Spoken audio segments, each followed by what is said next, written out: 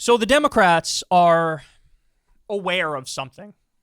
They are aware that they are winning elections, not because they're so amazing, but because the other guys are so insane. I think they're aware of this. You know, the midterm elections, everybody say, oh my God, it's going to be a red wave. I said, I don't know about that. And I was right, because it wasn't. It was a red trickle. And then now you had a bunch of special elections. Democrats are overperforming in those. You just had the election night the other night, and you had the two left-wing positions, one in the ballot initiative on weed and abortion. In Virginia, Democrats won both state bodies, which, you know, they think they previously held one, and now you're going to have Glenn Youngkin have a much harder time getting a reactionary agenda through. You have in Kentucky, Democrat Andy Beshear crushed Cameron, the Republican. And so, but again, I think they know this isn't because we're so great. This is because Republicans are viewed as psycho by the American public, and Roe v. Wade is still an albatross around their neck. Well, now, look at this move that they're pulling here. Democrats' new abortion battle plan rushed to get it on ballots in 2024. After Ohio's vote Tuesday to protect abortion rights, Democrats are rushing to get similar measures on the ballot next year in key states such as Arizona, Nevada, Florida, partly to boost President Biden and down-ballot Dems.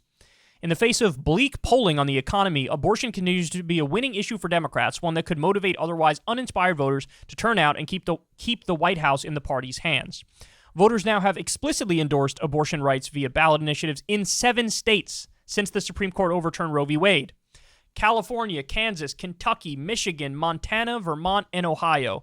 Guys, Kansas, Kentucky, and Montana, and Ohio, all pro-abortion. California, you expect. The other ones, not so much. The wins are boosting confidence among Democrats that similar ballot measures and candidates who cast the high court's Dobbs ruling as a government assault on individual rights can help the party ride the backlash in the 2024 elections. In private and with a group of abortion rights organizers in Miami last month, Second Gentleman Doug Emhoff has described Democrats' path to victory in 2024 as Dobbs and democracy, according to 2 people familiar with his comments. A White House spokesperson said that Emhoff's public comments speak for themselves. So, look, this is not a bad idea, right? It's kind of like win the election with this one weird trick. It's like Republicans are so extreme on the issue of abortion, and they're so draconian and out of lockstep with the public that this one thing will get people out to the polls, and then while they're there, they probably will go down ballot Democrat and probably will vote for Biden. But also, look, what I would say to these Democrats is, do you really want to have to rely on one weird trick to defeat Trump, who represents a rank authoritarian threat to the country, already tried to overturn the last election, says he's going to suspend the Constitution? They're talking about the Insurrection Act on day 1 with him as president. No. What Biden needs to do is reverse the trend in recent days of pissing off everybody and their grandma.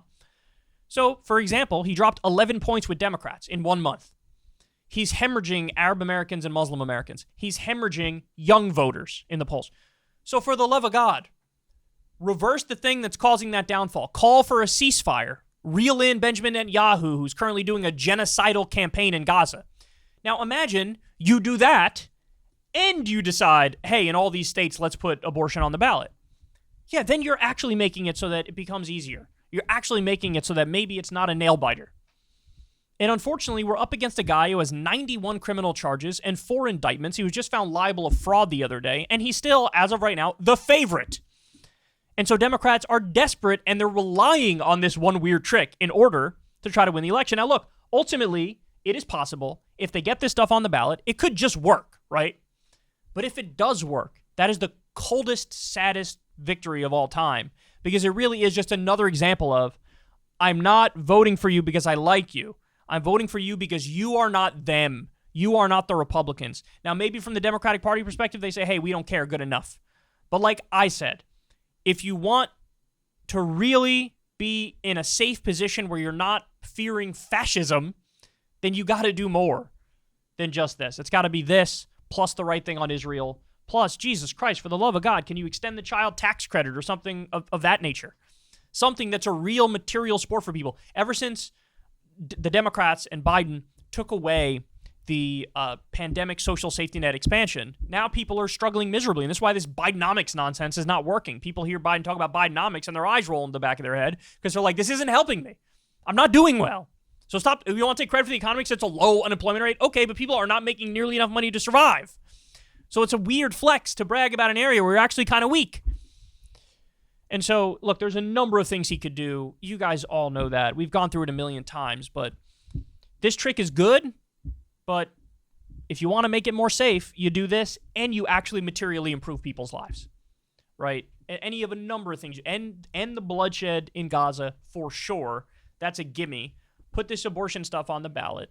And then, for the love of God, maybe give people paid maternity leave or paid vacation time or extend the child tax credit or whatever. Anything, it's something, anything. But it looks like they're going to rely on this trick. And who knows if they'll even be able to get all this stuff on the ballot. We'll see. But I don't want it to be just an anti-Republican election. I want it to be a pro-Democrat election. And in order to do that, you have to make people want to be pro-Democrat. And they are certainly not doing it at the moment. All right, guys. That's the show, y'all. Love you all very much, as always. Everybody, please click subscribe to the channel. I'm trying to continue to grow our viewer base. Deeply, deeply appreciate it. Helps me in the algorithm a lot. Doesn't cost you anything. You could also click that bell icon so you get a notification every time a video drops. If you'd like to, you can support the show on Patreon. The link's below. Or support Crystal Kyle and Friends. That link is below as well. Or you could tip on YouTube with the thanks button. Basically, all of my segments on Israel and Palestine have been demonetized because it's very sensitive subject matter and they don't want too many ads on it and all that. So if you guys can help out, I'd really appreciate it. If not, it's okay. I still love you all to death. And remember, you can listen in podcast form if you'd like over on Spotify. If you want to hear the whole thing, just one straight shot, the audio version, that's always available. And that's all I got for you guys, man. Everybody have a great rest of your day, and I will talk to you tomorrow. Hey, y'all, do me a favor and like and subscribe. It helps out big time in the algorithm. Click the bell as well for notifications when videos drop, and watch that video on screen right now. You know you want to.